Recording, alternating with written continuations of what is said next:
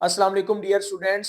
आज के लेक्चर में जॉन एशबरी की एक पोएम द पेंटर को डिस्कस करते हैं।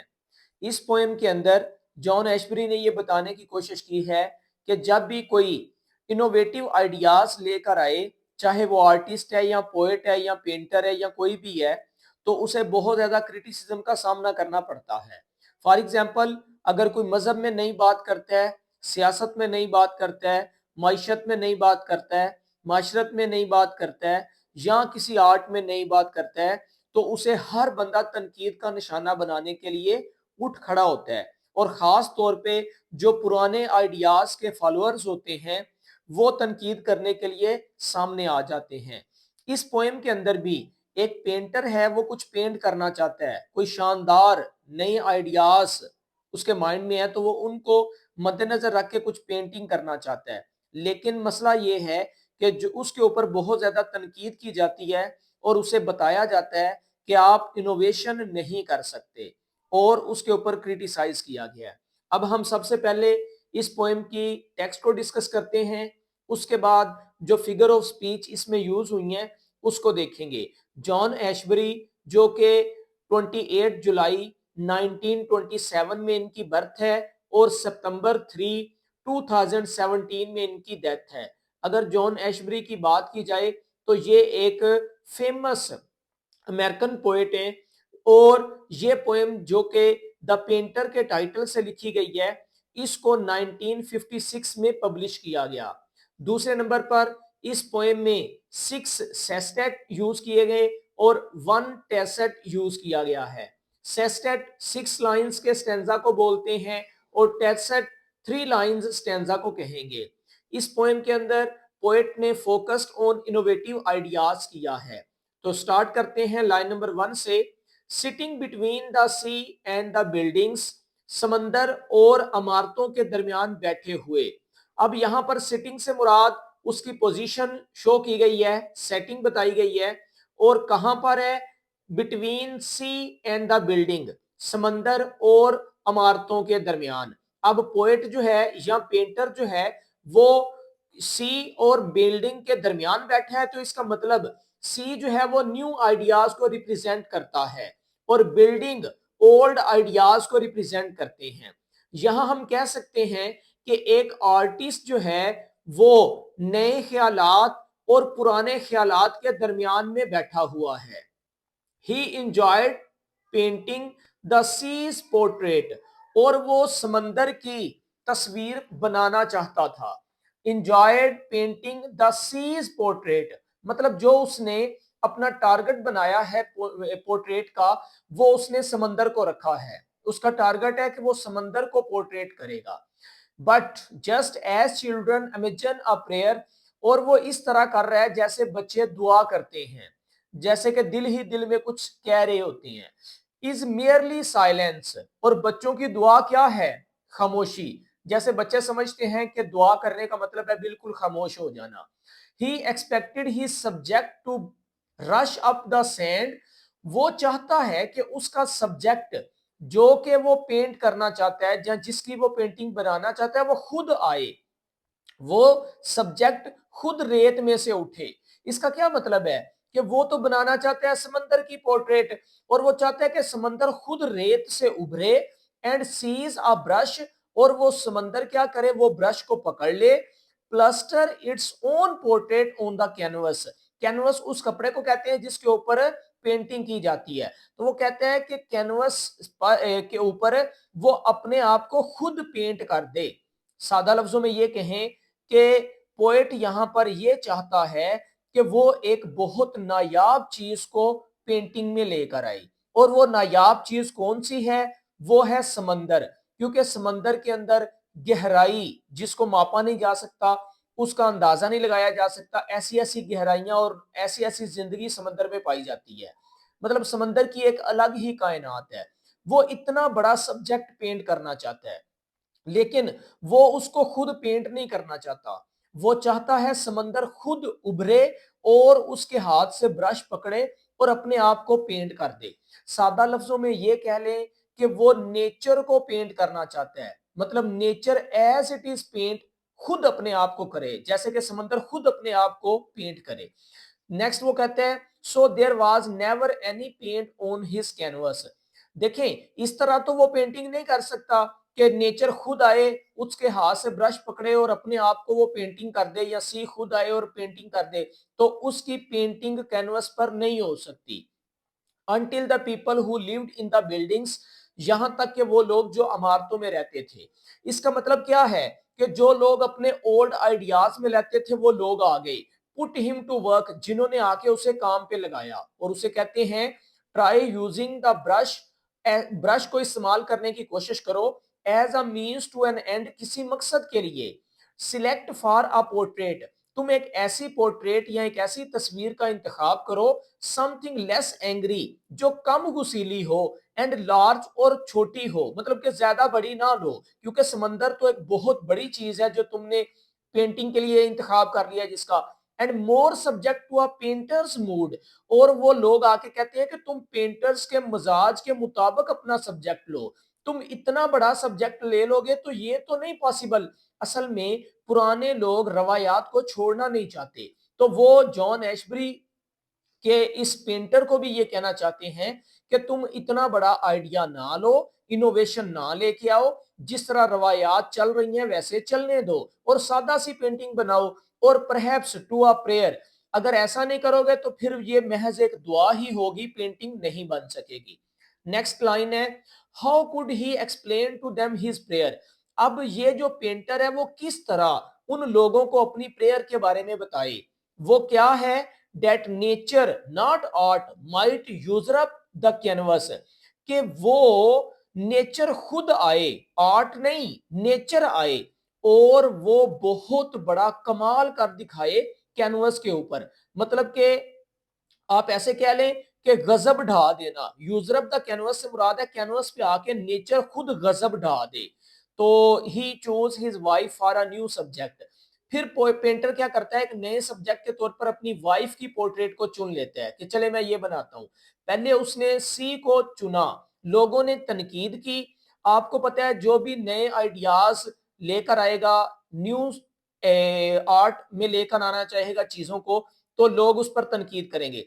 अब लोगों ने उसका वो सब्जेक्ट उससे छुड़वाया और उसे नए सब्जेक्ट का कहा, तो उसने एक हल्का सब्जेक्ट अपनी वाइफ का लिया कि इसको पोर्ट्रेट करता हूं, लेकिन वो भी उससे सही बनेगा नहीं। देखें कहते हैं मेकिंग हर वास्ट, उसने वाइफ को भी बहुत बड़ा बना दिया, क्योंकि वो कोई बड़ी चीज बनाना चाहता है, छोटी चीज बनाने नहीं चाहता था। लाइक ruined बिल्डिंग्स, जैसे तबाहाल बड़ी बड़ी इमारतें होती हैं, इस तरह की पोर्ट्रेट बना दी। इफ एज इफ, जैसा कि फॉर गेटिंग इट सेल्फ, वो खुद को भी भुला बैठा हो।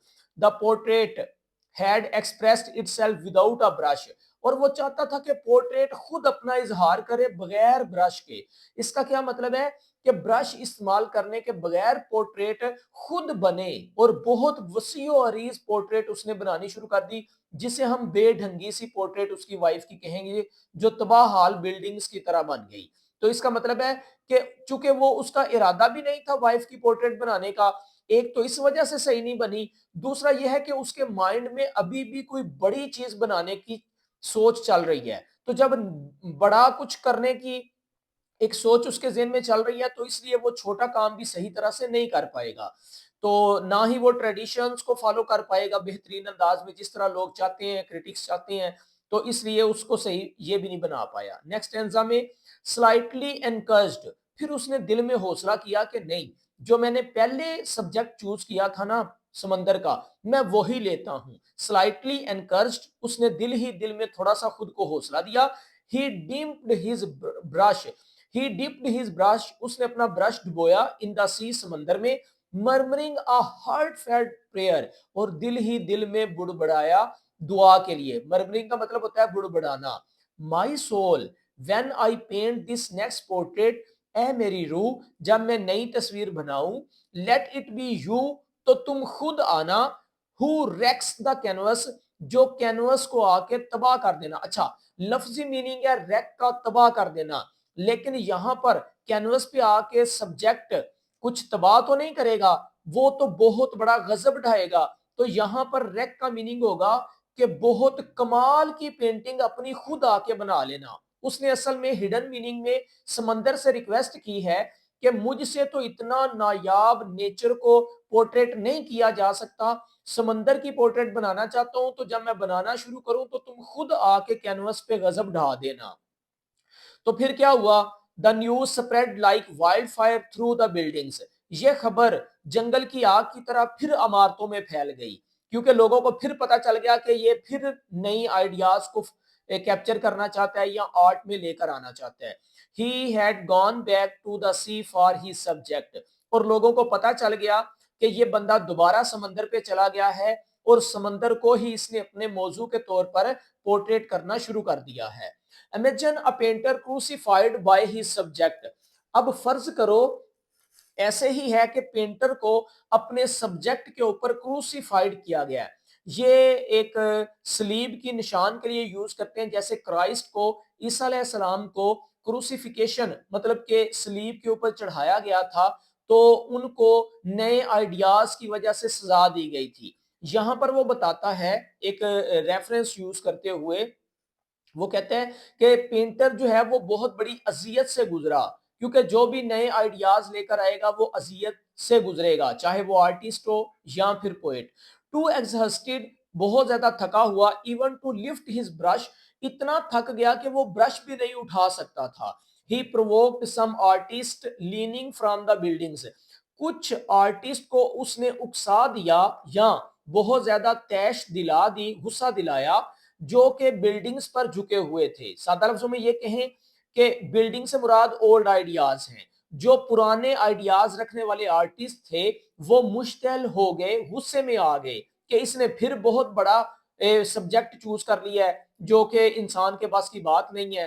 तो इसका मतलब है ट्रेडिशंस को ये तोड़ना चाहता है, तो वो जो है वो इसके ऊपर टूट पड़े।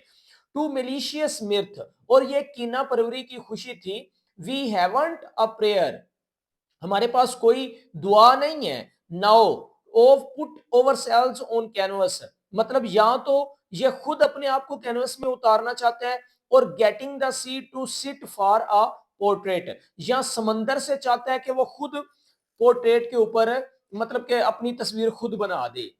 अदर्स डिक्लेयर्ड, कुछ लोगों ने यह कह दिया कि if it a self portrait, ये शायद खुद की तस्वीर करना चाहता है।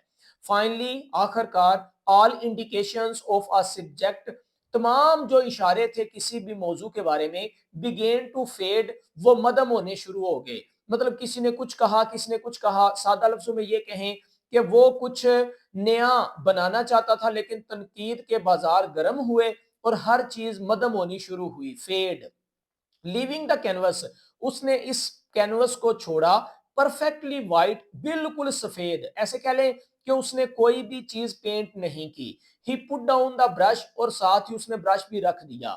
एट वंस अ होल, एक बहुत बड़ी आवाज आई फौरी तौर पर। That that was also a prayer, जो शायद एक दुआ थी, मतलब उसके दिल से एक दुआ निकली। Arrows from the over crowded buildings, और वो जो आवाज थी वो क्या है कि उस पुरहजूम इमारतों से आ रही थी, मतलब तनकीद की आवाज समझ लें आप। दे टॉस्ड हिम, उन्होंने क्या किया, लोगों ने इसको उछाल फेंका। द पोर्ट्रेट, इसकी तस्वीर को भी फेंका। From the tallest of the buildings, ऊंची इमारतों में से, मतलब इमारतों में से उन लोगों ने इस पेंटर को भी पकड़ा और इसकी पोर्ट्रेट को भी पकड़ा और नीचे फेंक दिया। And the sea devoured the canvas, और समंदर हड़प कर गया या निगल गया इस कैनवस को, एंड द ब्रश, और ब्रश को। As though he subject had decided to remain a prayer, ऐसे ही समझ लें कि जैसे इसके सब्जेक्ट ने हमेशा के लिए एक दुआ ही बना रहा, ऐसे कि वो पेंटिंग तो कुछ ना बन सकी, वो एक दुआ बन के रह गया। अब ये है कि जब भी आप कुछ नया करना चाहते हैं तो सारे तनकीद करने वाले आ जाते हैं और आपको करने नहीं देते, क्योंकि वो नहीं चाहते, खुद वो कुछ इनोवेशन लेकर नहीं आना चाहते। लोग रवायात से जुड़े हुए हैं, कोई नई बात खुद कर नहीं सकते, और जो करता है उसको तनकीद का निशाना बना के उससे भी छुड़वा देते हैं। अब आते हैं लिटरेरी डिवाइसेस की तरफ। सबसे पहले इंटरनल राइम स्कीम यूज की गई है, जैसे सिटिंग बिटवीन, आपस में राइमिंग वर्ड्स हैं। इसी तरह नेक्स्ट जो है वो बट और जस्ट, ये भी राइमिंग वर्ड्स में आएंगे। वन और थर्ड लाइन में। दूसरे नंबर पर अगर लाइन नंबर 1 की बात की जाए तो इसके अंदर एंजेममेंट का यूज किया गया है। सबसे पहले देखते हैं एंजेममेंट किसे कहते हैं। एंजेममेंट है रन ऑन लाइन। जब हम किसी पोएट्री की एक लाइन को पढ़ें, उसकी प्रॉपर अंडरस्टैंडिंग डेवलप ना हो तो उसको समझने के लिए नेक्स्ट लाइन को भी पढ़ना पड़े, इसको एंजेममेंट कहते हैं। और इसके बरक्स जब हम कोई लाइन पढ़ें, उसकी प्रॉपर अंडरस्टैंडिंग डेवलप हो जाए तो उसको एंड स्टॉप लाइन बोलेंगे। अब first line, sitting between the sea and the buildings, समंदर और इमारतों के दरमियान बैठे हुए। अब क्या करना है, कभी भी कुछ भी समझ नहीं आया। नेक्स्ट लाइन पढ़ेंगे, ही इंजॉयड पेंटिंग, तो वो पेंटिंग बनाना चाहता है। तो फिर नेक्स्ट लाइन पढ़ने से फर्स्ट लाइन की अंडरस्टैंडिंग डेवलप होगी, इसलिए फर्स्ट लाइन को हम एंजेममेंट के तौर पर लेंगे। नेक्स्ट लाइन नंबर 3 में अगर हम देखें, but just as children imagine, ऊपर वो पेंटिंग करना चाहते हैं और इस पेंटिंग को तशबीह दी गई है बच्चों की दुआ के साथ। तो दो मुख्तलिफ चीजों को जब एज या लाइक के साथ कंपेयर किया जाए तो उसको सिमिली कहेंगे। लाइन नंबर 3, 16 और 23 में सिमिली यूज की गई है, to compare two different things. जैसा कि लाइन नंबर 3 में एज चिल्ड्रंस प्रेयर, बच्चों की दुआ के लिए उसे तशबीह दी गई है। अगर लाइन नंबर 16 में देखें तो यहां अंडरलाइन किया हुआ है like, making her vast like ruined building, वो अपनी बीवी की पोर्ट्रेट, वाइफ की पोर्ट्रेट बनाना चाहता था। वो पोर्ट्रेट किस तरह की बनी, इतनी वसी और अरीज जैसे कि तबाह हाल इमारतें हैं। तो यहां पर लाइक के साथ बिल्डिंग्स को कंपेयर किया गया।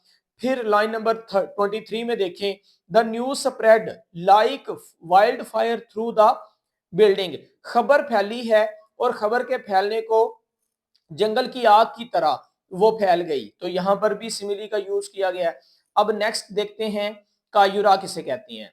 कायुरा कहते हैं जब पोएट पंचुएशन मार्क के जरिए सेंटेंस में पॉज या ब्रेक करना चाहता है तो इस टेक्निक को कायुरा बोलेंगे। लाइन नंबर 4 में अगर हम देखें, इज मेयरली साइलेंस, आगे कोमा यूज किया गया है, ही एक्सपेक्टेड ही सब्जेक्ट, तो ये जो कोमा यूज किया गया है इस पंचुएशन मार्क को कायुरा बोलेंगे। उसके बाद देखते हैं पर्सोनिफिकेशन। लाइन नंबर 5 में और लाइन नंबर 6 में पोएट ने पर्सोनिफिकेशन की है। पर्सोनिफिकेशन क्या होता है कि जब हम बेजान चीजों को जानदार की करैक्टरिस्टिक्स फराहम करते हैं तो इस चीज को पर्सोनिफिकेशन कहते हैं। जैसे कि लाइन नंबर 5 को देखें, to rush up the sand and seizing a brush, अब दौड़ना और ब्रश को पकड़ना ये ह्यूमन करैक्टरिस्टिक है, ह्यूमन ट्रेट है। और ये ह्यूमन ट्रेट किसको दी गई है, समंदर को। तो यहां पर सीजिंग करना, रश अप करना ये ह्यूमन थी, इसलिए ये पर्सोनिफाई किया गया। इसी तरह नीचे लाइन नंबर 6 में उसने 5 और 6 में मतलब दोनों को अगर हम पढ़ें तो यहां पर पर्सोनिफिकेशन की टेक्निक देख सकते हैं। फिर अब एपिस्ट्रॉफी यूज की गई है लाइन नंबर 6 में और लाइन नंबर 7 में। एपिस्ट्रॉफी क्या होता है कि same word at the end of two और more than two different lines जब यूज किया जाता है तो इस टेक्निक को एपिस्ट्रॉफी कहेंगे। जैसे कि plaster its own portrait on the canvas, और नेक्स्ट लाइन में so there was never any paint on his canvas. तो ये दोनों लाइंस के एंड पे सेम वर्ड यूज किया गया है जो एपिस्ट्रोफी कहलाता है। इसी तरह मैंने आपको पहले वीडियोस में मेंशन किया हुआ है कि एनाफोरा भी जब बिगिनिंग ऑफ टू और more than two lines same word से हो रही हो तो उसको एनाफोरा कहते हैं। वो शायद नेक्स्ट आ जाएगा। उसके बाद आए एलिट्रेशन की तरफ। Repetition of vowel sound in the beginning of different word in the same line is called alliteration. जब एक ही लाइन के अंदर मुख्तलिफ कॉन्सोनेंट साउंड की वर्ड के स्टार्ट पे रिपीटिशन होती है तो उसको एलिट्रेशन कहेंगे। जैसे लाइन नंबर 1 में देखें, सिटिंग और सी एस एस की रिपीटिशन है। इसी तरह बिटवीन और बिल्डिंग बी की रिपीटिशन है, तो ये एलिट्रेशन की एग्जांपल है। इसी तरह अगर लाइन नंबर 2 में देखें, पेंटिंग पोर्ट्रेट पी की रिपीटिशन है, ये भी एलिट्रेशन है। इसी तरह अगर हम देखें तो साइलेंस और सब्जेक्ट एस एस की रिपीटिशन, ये भी एलिट्रेशन है। सैंड सीज ये भी एलिट्रेशन है। क्लस्टर, पोर्ट्रेट, एलिट्रेशन, इसी तरह एलिट्रेटिव वर्ड्स हाईलाइट किए गए हैं। नेक्स्ट जो है लाइन नंबर 1 2 3 4 5 6 11 12 13 21 31, ये सारी एलिट्रेशन की एग्जांपल आपके सामने। कॉन्सोनेंट्स किसे कहते हैं? Repetition of consonant letters in different words in the same line. एक ही लाइन के मुख्तलिफ वर्ड्स में जब कॉन्सोनेंट्स लेटर्स रिपीट होते हैं तो इस टेक्निक को कॉन्सोनेंट्स कहेंगे। जैसे लाइन नंबर 1 में अगर हम देखें तो इसके अंदर बिटवीन और सी, ई ई कॉन्सोनेंट लेटर की रिपीटेशन, सॉरी यहां पर जो कॉन्सोनेंट्स है ना, ये है कॉन्सोनेंट लेटर की रिपीटेशन, लेकिन वो बिगिनिंग ऑफ द वर्ड ना हो। जैसे कि एलिट्रेशन और कॉन्सोनेंट्स में फर्क ये है, शायद मैं एसोनेंट्स को एक्सप्लेन कर दिया पहले, क्योंकि वहां पर वाउल की रिपीटेशन होगी, या फिर मिसकंसेप्ट मेरे माइंड से अभी जो है ना वो हुआ है। दोबारा इसको देखें, कॉन्सोनेंट ये होता है कि जब कॉन्सोनेंट साउंड की रिपीटेशन हो मुख्तलिफ वर्ड्स में, लेकिन वो बिगिनिंग ऑफ द वर्ड ना हो। एलिट्रेशन में ये था कि beginning of the word consonant letter की रिपीटेशन हो, और कॉन्सोनेंट्स और एलिट्रेशन में फर्क ये है कि ये कॉन्सोनेंट की रिपीटेशन होगी एक ही लाइन के मुख्तलिफ वर्ड्स में, लेकिन वो बिगिनिंग ऑफ द वर्ड नहीं होगी। जैसे कि सिटिंग और बिटवीन, ये जो टी टी की रिपीटेशन है, ये कॉन्सोनेंट्स की एग्जांपल होगी। इसी तरह बट और जस्ट, ये टी टी की रिपीटेशन कॉन्सोनेंट्स की एग्जांपल होगी। सैंड और एंड, डी डी की रिपीटेशन कॉन्सोनेंट्स की एग्जांपल है। नेक्स्ट जो है ना वो एसोनेंस को डिस्कस करते हैं। ये था एलिट्रेशन और कॉन्सोनेंस में फर्क। एसोनेंस कहते हैं वाउल साउंड की repetition of vowel sound in different words in the same line. जब एक ही लाइन के मुख्तलिफ अल्फाज में वाउल की रिपीटेशन होगी उसे एसोनेंस कहेंगे। जैसे लाइन नंबर 1 में अगर हम देखें तो बिटवीन और सी, ई ई की रिपीटेशन एसोनेंस की एग्जांपल है। इसी तरह लाइन नंबर 3 में देखें बट और जस्ट, यू यू की रिपीटेशन एसोनेंस की एग्जांपल है। इसी तरह मेयरली और साइलेंस, ई ई की रिपीटेशन, ये भी एसोनेंस की एग्जांपल है। इसी तरह दूसरी जो है ना वो हम एसोनेंस की एग्जांपल्स देख सकते हैं। हाइपरबली कहते हैं एग्जेजरेटेड पोएम को, तो बहुत ज्यादा मुबालगा आराई से इस पोएम को डिस्कस किया गया है, इसलिए। अब लाइन नंबर 13 और 14 देखें तो एंड पे क्वेश्चन मार्क यूज किया गया है। इसको रिटोरिकल क्वेश्चन कहते हैं। रिटोरिकल क्वेश्चन वो क्वेश्चन होता है जब पोएट को उसके आंसर का पता होता है, लेकिन इसके बावजूद वो रीडर से पूछना चाहता है। जैसे कि how could he explain to them his prayer that nature not art might usurp the canvas. तो ये जो क्वेश्चन मार्क है उसने रीडर के लिए छोड़ा है, जिसको रिटोरिकल क्वेश्चन कहेंगे।